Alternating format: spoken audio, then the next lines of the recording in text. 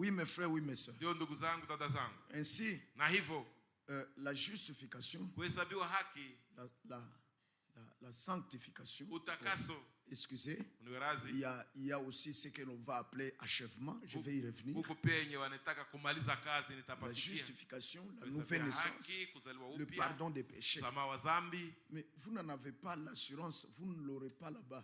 Hautaipataka kule. Maintenant même. Ni sasa hivi, ni sasa. Maintenant même. Ni sasa.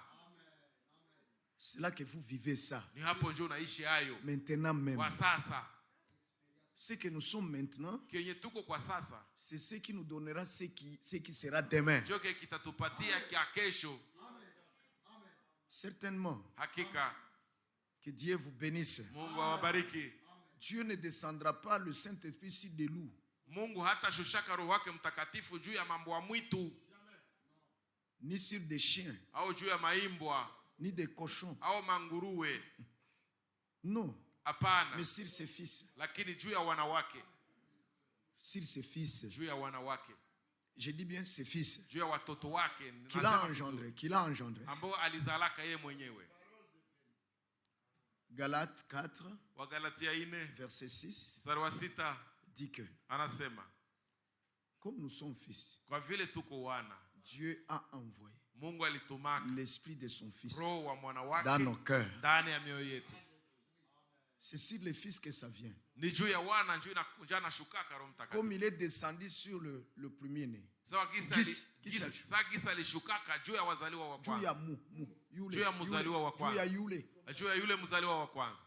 Et c'est vrai. Quand Dieu a descendu son esprit, selon la promesse de Joël, il avait commencé par le fils premier-né. N'est-ce pas? Après que Jean-Baptiste l'ait baptisé, le Saint-Esprit est descendu sur lui sous la forme d'une colombe sur le Fils. Et la voix est sortie, la voix du Père, pour dire celui-ci est mon Fils bien-aimé, en qui j'ai mis toute mon affection, en qui j'ai mon plaisir. J'ai le plaisir. C'est comme ça. Son bon plaisir doit être à nous et reposer sur nous. Alors il vous donne le meilleur. Kilicho bora zaidi. Est-ce que vous comprenez, frère? L'Esprit est descendu sur le Fils premier-né. Et maintenant, pour passez-moi les termes, ses petits frères, passez-moi les termes. Mais s'il vous plaît, apprendre le terme de l'écriture, on dit seulement ses frères. Il n'est pas écrit petit frère, mais ses frères. La Bible dit il n'a pas honte. La Bible dit qu'il n'a pas honte de les appeler ses frères. Ce sont ses frères. Mais il est le fils premier-né. Et ces frères-là sont aussi des premiers-nés. Ils ont reçu aussi ce rang. Il est nafasi.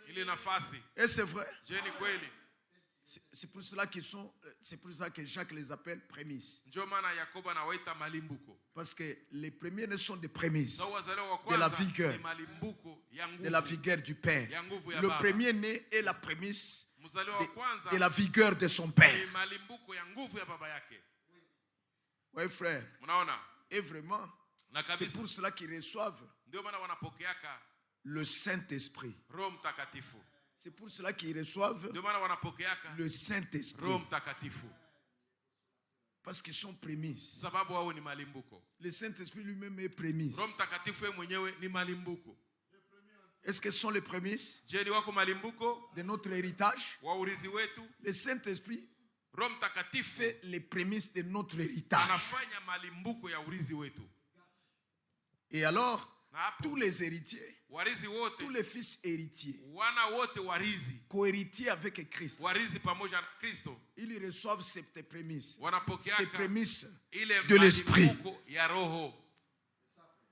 Vous comprenez, frère? Unaelewa ndugu? Il ne peut pas le manquer. Hawawezi Parce kuikosa. que le Saint-Esprit fait encore le gage. Sababu Roho Mtakatifu pia Le ni gage arabuni de l'héritage. ya urizi.